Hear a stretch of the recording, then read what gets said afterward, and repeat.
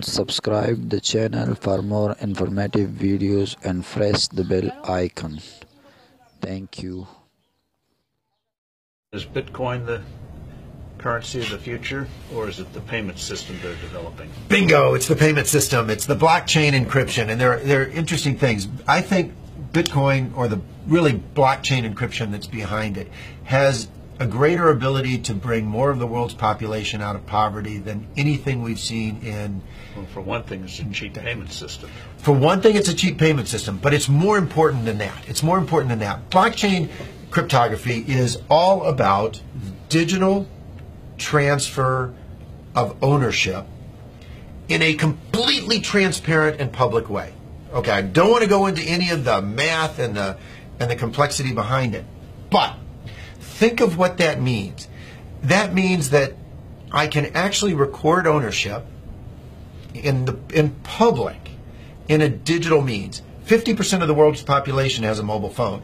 I read an estimate this month that in 2020, 90% of the world's population will have mobile phones.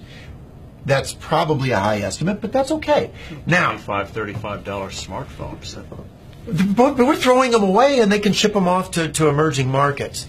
But what's powerful about this, now think about Hernando de Soto. Yes. Okay. The Institute for Liberty and Democracy in Peru. I really think Hernando de Soto should win the Nobel Prize for the work he's done. I hope he does.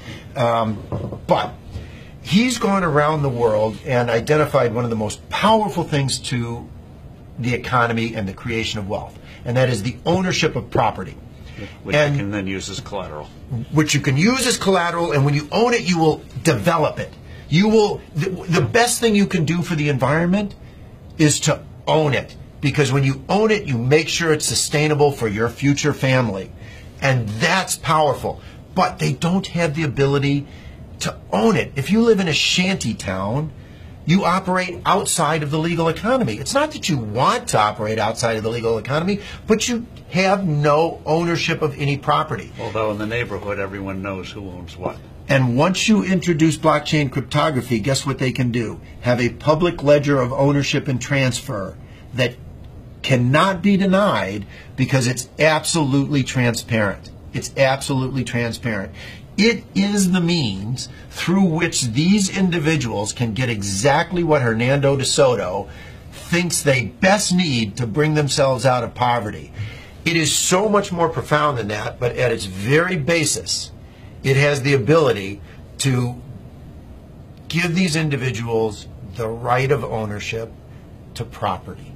And that has, more than anything else, the ability to bring them out of poverty. And I can't wait. It'll be adopted elsewhere. I mean, it's such a powerful, blockchain encryption is such a powerful tool.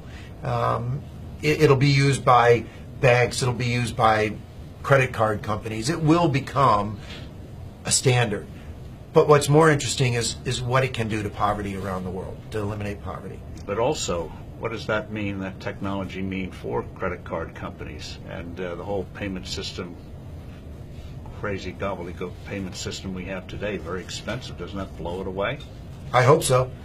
I hope so. I mean, think about it. When there was one manufacturer of phones in the U.S. government, what did we have? This big clunky rotary thing that sat on desks. Now, what do we have? Cell phones of all flavors, sizes. I can sit in Africa and on my cell phone take courses at MIT because they're public record. It's absolutely astounding what happens when you can actually innovate around the world and compete. And what is happening is blockchain cryptography, forget Bitcoin, creates a competitive technology, a competitive innovation that these credit card companies will have to adopt. The ones that adopt it first will bring their cost base down. And importantly, if you think about a retail store, and I have this with my kids. My kids are off in college, and they go to a retail store, they use their credit card.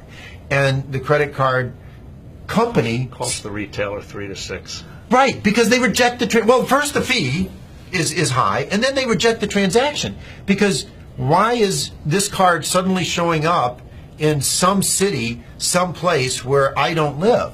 So it gets cut off. Well, with blockchain cryptography, the buyer and the seller automatically trust each other over an untrusted network. That's what's so powerful about it. A blockchain-based transaction is verified within 10 minutes. It's not verified within 10 minutes for a credit card, which is why 5 to 10% of all transactions are rejected on the spot. It's not verified until often days later.